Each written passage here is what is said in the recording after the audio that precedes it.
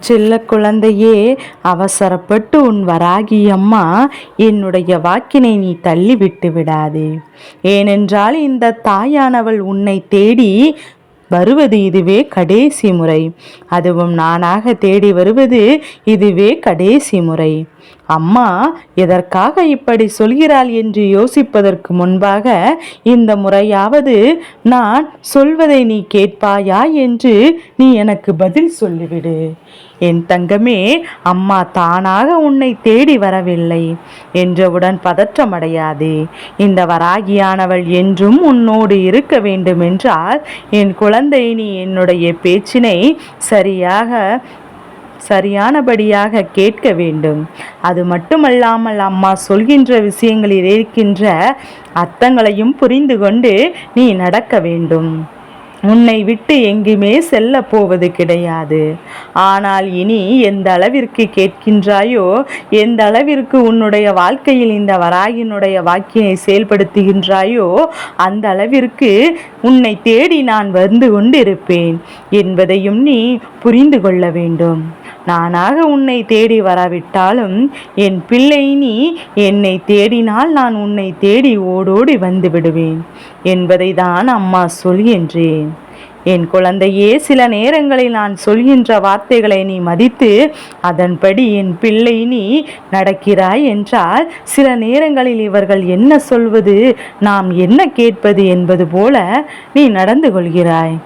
என் தங்கமே, எல்லாவற்றிற்கும் எல்லா விஷயங்களும் சரியாக பொருந்துவது கிடையாது என்பது உண்மைதான். ஆனால் என் குழந்தையே, உன்னுடைய வாழ்க்கைக்கென்று நான் சொல்கின்ற சில பொருத்தமான வார்த்தைகளை நீ சரியாக பின்பற்றி கொள்ள வேண்டும். அதை சரியான நேரத்தில் நீ பயன்படுத்தி கொள்ள வேண்டும். என் தங்கமே, எல்லோருமே அவர்கள் நினைத்தது போல வாழ்க்கை அமைவது கிடையாது. அதே நேரத்தில் அவர்கள் நினைப்பது போல வாழ்க்கை கிடைத்தால் அதை சந்தோஷமாக வாழ்வது கிடையாது. கிடைத்த பிறகு எதற்காக இந்த வாழ்க்கை கிடைத்தது என்று என் பிள்ளை நீ நினைக்கின்றாய்.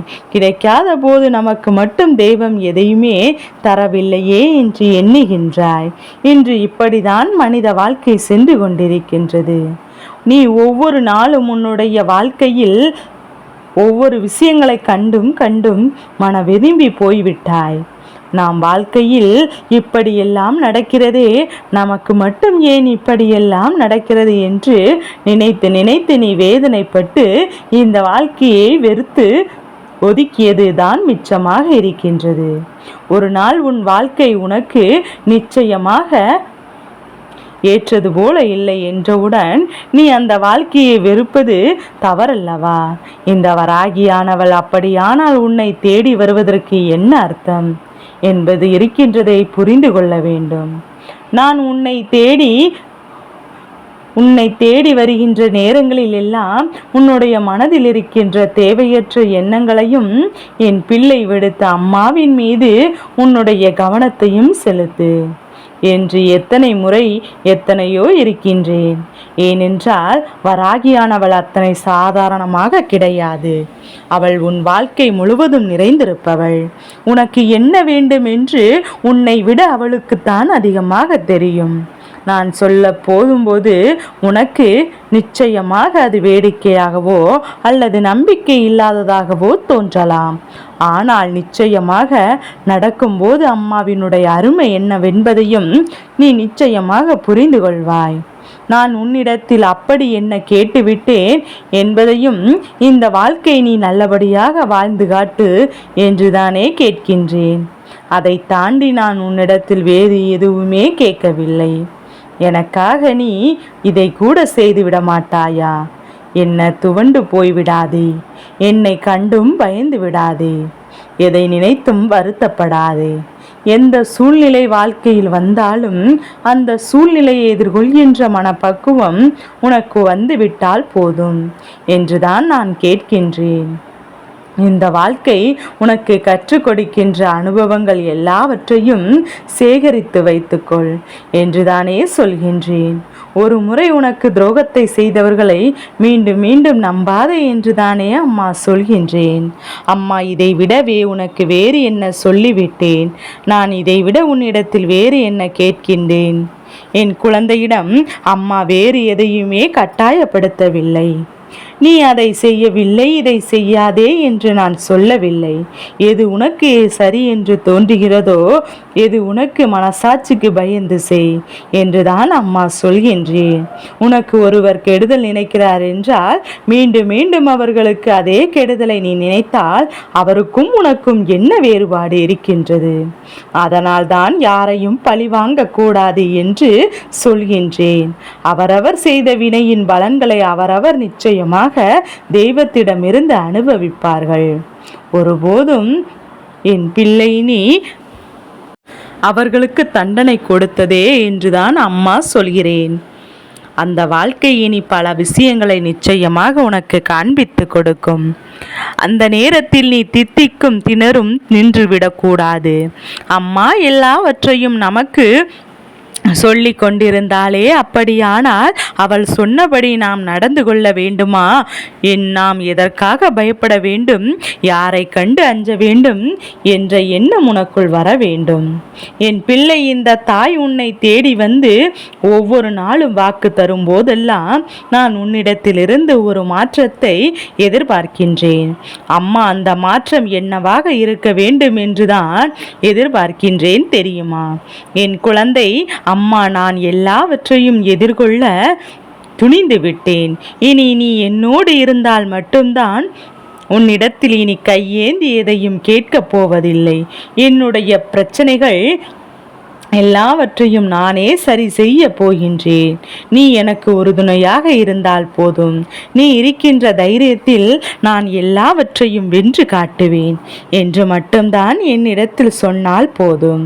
நான் உன்னிடத்திலிருந்து அதை மட்டும்தானே எதிர்பார்த்து நின்று கொண்டிருக்கின்றேன் என்றுதான் நீ மனதைரியத்தோடு உன்னுடைய வாழ்க்கையில் இருக்கின்ற எல்லா விஷயங்களையும் உன்னுடைய கண்காணிப்போடு நல்லபடியாக நடக்கும் என்று நம்புகின்றாயோ, அன்று இந்த வராகியானவள் நீ அழைக்காமலேயே உன்னை தேடி வந்து விடுவேன்.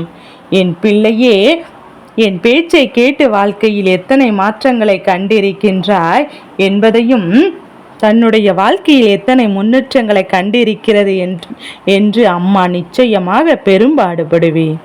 என் தங்கமே, இனி ஒரு நாளும் நீ உன் வாழ்க்கையில் எந்த விதமான கஷ்டங்களையும் அனுபவிக்க வேண்டிய கட்டாயம் கிடையாது. உன் மனதே உனக்கு அத்தனை மருந்துகளையும் தர காத்து கொண்டு இருக்கின்றது. என் தங்க பிள்ளையே, உன்னுடைய மனதில் ஏற்படுகின்ற தேவையில்லாத எண்ணங்களையும் நீக்குவதற்கு உன்னுடைய மனநிலையில் ஏற்படுகின்ற நல்ல மாற்றங்களே உனக்கு உறுதுணையாக இருக்கும் என்பதை நீ புரிந்து கொள்ள வேண்டும். யார் சொல்லி என்னவாக போகின்றது, யார் சொல்லி உன் வாழ்க்கையில் மாற்றங்கள் வரப்போகின்றது, யாராலும் எதையும் செய்துவிட முடியாது. உன்னுடைய வாழ்க்கை உன் கையில் தான் இருக்கின்றது. உன் வாழ்க்கை பத்திரமாக பார்த்து கொள்ள வேண்டிய பொறுப்பு உன்னுடைய பொறுப்பு. அதனால் என் குழந்தை, உன் வாழ்க்கையில் இருக்கின்ற ஒவ்வொரு விஷயங்களையும் கண்டு மற்றவரின் பேச்சுக்கு ஒரு நாளும் செவி சாய்த்து கொண்டிருக்காதே. என் தங்கமே, நாளை உன்னுடைய வாழ்க்கையில் ஏதேனும் ஒரு அற்புதம் இந்த வராகி என்னுடைய மூலம் நடத்தி கொடுக்கலாம்.